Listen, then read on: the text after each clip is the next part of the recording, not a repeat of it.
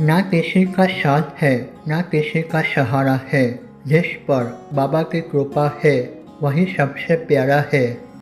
નમસ્કાર, આપ સૌનું સ્વાગત એક નવા વિડીયોની અંદર. કેમ છો? બધા મજામાં ને? આઈ હોપ તમે બધા ફિટ એન્ડ ફાઇન હશો.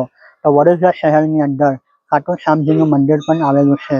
તો આજે આપણે ખાટુ શ્યામજીના મંદિરે જઈશું અને દર્શન કરીશું. એક્ઝેક્ટ તેની બાજુની સાઈડ ઉપર સિદ્ધેશ્વર મહાદેવજીનું મંદિર પણ બનેલું છે. તો સંપૂર્ણ વિડીયોની અંદર યાત્રા કરવા માટે તમે અંત સુધી બન્યા રહેજો. લોકેશનની વાત કરીશું તો વડોદરા શહેરના ખોડિયારનગર વિસ્તારમાં ડીમાર્ટ આવેલું છે.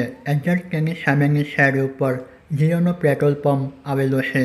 તેની બાજુની સાઈડ ઉપરની જે ગલી બનેલી છે તેની અંદરની સાઈડ ઉપર પ્રવેશ કરવાનો હોય છે.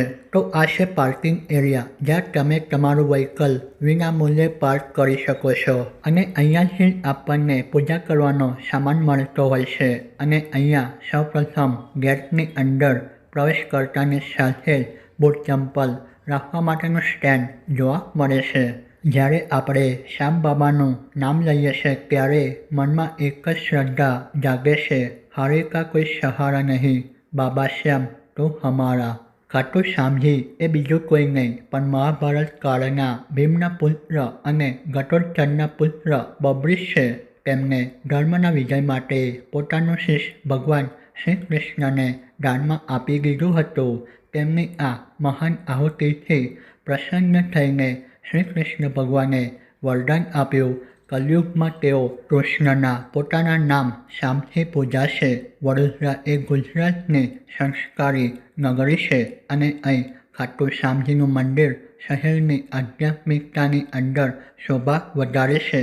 વડોદરાનું આ મંદિર રાજસ્થાનના મુખ્ય ખાટુધામ જેવો જ અનુભવ કરાવે છે.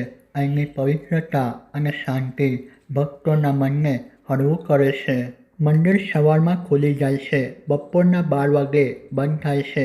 જ્યારે બપોર 4 વાગે છે ત્યારે ફરીથી મંદિરને ખોલવામાં આવે છે અને રાતે 9 વાગે મંદિરને બંધ કરી દેવામાં આવે છે. સાંજે અને સવારે બંને ટાઈમ આરતીનો સમય 7 ને 15 વાગે છે. તો હવે આપણે દર્શન કરીશું સિદ્ધેશ્વર મહાદેવજીના.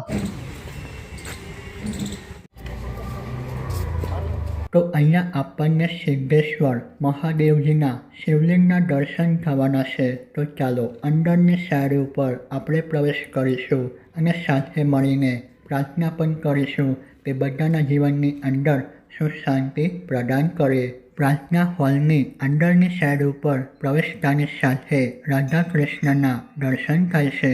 તેની સામેની સાઈડ ઉપર અંબે માતાની પ્રતિમા પણ મૂકવામાં આવી છે.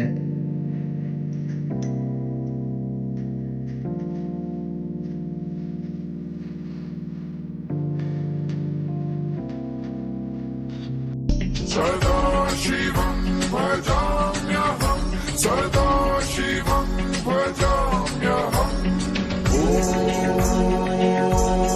नमः शिवाय.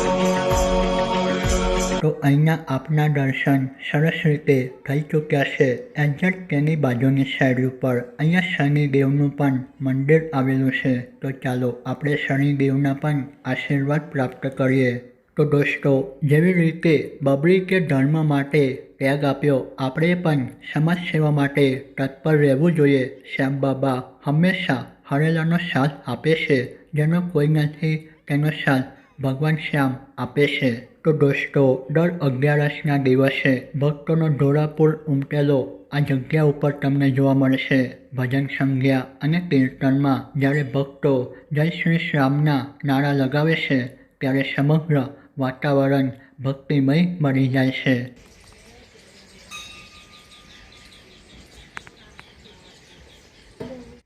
તો અહીંયા સફેદ માર્બલના પથ્થરમાંથી બનેલી એક છત્રી પણ જોવા મળે છે, જેની નીચેની સાઈડ ઉપર બિરાજમાન છે મહાદેવ. જો તમે ક્યારે માનસિક શાંતિ શોધતા હોય ને તો જીવનની અંદર કોઈ પણ પ્રકારની મુશ્કેલીનો સામનો કરતા હોય ને તો તમે આ વડોદરાના ખાટુ શ્યામ મંદિરની મુલાકાત અવશ્ય કરજો. અહીંનું વાતાવરણ અને બાબાના સ્મિત દર્શન તમારી બધી ચિંતાઓ દૂર કરી દેશે.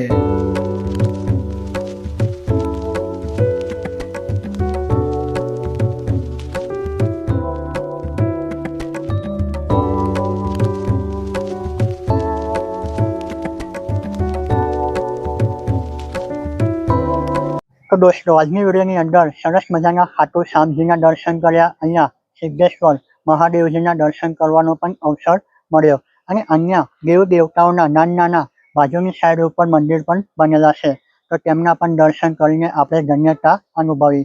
તો સંપૂર્ણ યાત્રાની અંદર ઇન્ફોર્મેશન તમને પસંદ આવી હોય તો તમે વિડીયોને લાઇક કરજો અને તમારા મિત્ર સાથે શેર કરજો. તો તમે આ એરિયાના આજુબાજુના વિસ્તારમાં રહેતા હોય તો તમે અહીંયા આવીને ખાટુ શ્યામજીના દર્શન કરી શકો છો.